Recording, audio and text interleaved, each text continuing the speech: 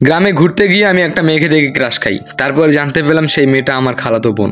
সেই মেয়েটার সঙ্গে পরিচয় হলাম, বললাম যে তোমার নাম কি? তারপরে সে তার নাম আমাকে বলল। এরপরে আমিও ভালো করে পরিচয় হলাম। তারপরে জানতে পেলাম আমরা দুজন একই ক্লাসে পড়ি, কিন্তু আমি শহরে আর ওই গ্রামে। অনেক ভালো লাগলো। গ্রামে ঘুরতে গিয়েছিলাম প্রায় 7-8 দিনের জন্য। এই 7-8 দিন প্রায় আমি বাসায় থাকতাম না, বারবার শুধু ওর সামনে যাইতাম, ওর সঙ্গেই ঘোরাঘুরি করতাম, ওর সঙ্গেই বসে থাকতাম। কিন্তু আমার এই চলন ফিরনগুলোতে আমার মা, ওর মা, আমার আব্বু, আমার নানি, ওর ফ্যামিলির কয়েকজন সন্দেহ করা শুরু করলো। এরপরে আমার মা তো আমার দিকে গরম চোখে তাকিয়ে আছে। আমি বললাম, মা কী হয়েছে?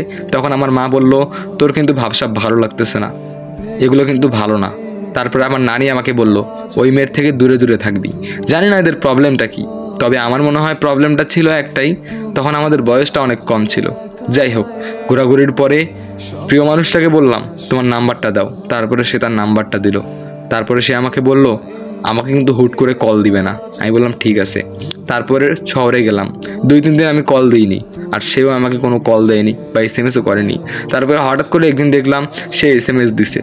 বাস, এরপরে ফোনের মধ্যেই কথা বলা শুরু হলো। 2-3 মাস চলে গেল ফোনের মধ্যে।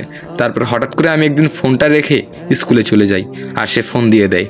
আর তখন আমার ফোনটা আমার আম্মু রিসিভ করে। যখনই আমার আম্মু রিসিভ করে, সঙ্গে সঙ্গে ও বলল, আজকে সকালে কেন ফোন দাওনি? তখনই আমার মা ওর কণ্ঠ শুনে বুঝতে পেরেছে এটা আমার খালাতো বোন, মানে এটা তার ভাস্তি। তারপরে আমার আম্মু আর কিছু বলেনি, ফোনটা রেখে দিয়েছে। তারপরে আমার হাত থেকেও ফোন কেড়ে নিয়েছে। আমাকে বলল, আর যেন ফোন না দেখি তোর হাতে। আমি অনেক চেষ্টা করেছি তার সঙ্গে যোগাযোগ করার। একবার তো একটা ফ্রেন্ডের ফোন নিয়ে কলও দিয়েছি, কিন্তু তার ফোনটা বন্ধ ছিল, সুইচ অফ ছিল। আমি কি করব? তারপর আব্বু আম্মু আমাকে গ্রামে যেতেও দেয় না, আমাকে বন্দি করে রেখেছে। এরকম একটা অবস্থা। যাই হোক, 2-3 বছর পর আমার আব্বু বলল, চলো আমরা গ্রামে যাব, মানে চিরদিনের জন্য একবারে শহর থেকে গ্রামে এসে নতুন বাসা করব। তারপরে আমরা গ্রামে চলে আসলাম। গ্রামে আসার পরে আমি অনেক খোঁজ করেছি আমার খালাতো বোনটার, মানে আমার প্রিয় মানুষের, কিন্তু আমি তার দেখা পাইনি। তারপরে হঠাৎ করে একদিন আমার খালা আসলো আমার বাসায়, মানে আমার হবু শাশুড়ি। তারপরে সে আসলো, এসে চা খেলো। চা খেয়ে গল্প করতেছি।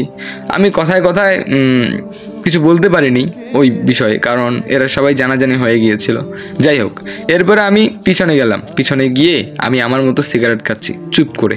তারপরে হঠাৎ করে আমার আম্মু আর আমার খালার কথা শুনতে পেলাম। আমার খালা বলল, মেয়েটাকে তো বিয়ে দিলাম, 5-6 মাস হলো।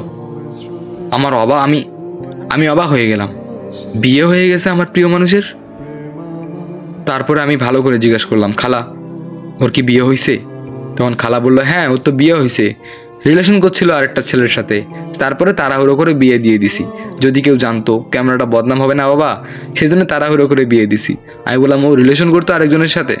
তখন আমার খালা বললো, হ্যাঁ ও রিলেশন করতো। আমি বললাম যে ও আচ্ছা। তারপরে আর কি, এরকম করে আমার দিন যেতে লাগলো। ওই যে প্রথমবার যাকে ভালোবেসেছি, যাকে ভালো লেগেছে, তারপর থেকে দ্বিতীয়বার আর কেউ আসতে পারেনি এই বুকের মাঝে।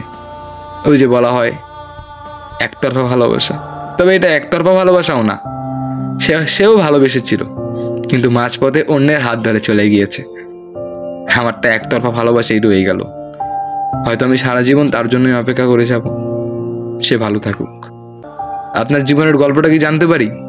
হয়ে যাক কমেন্টস।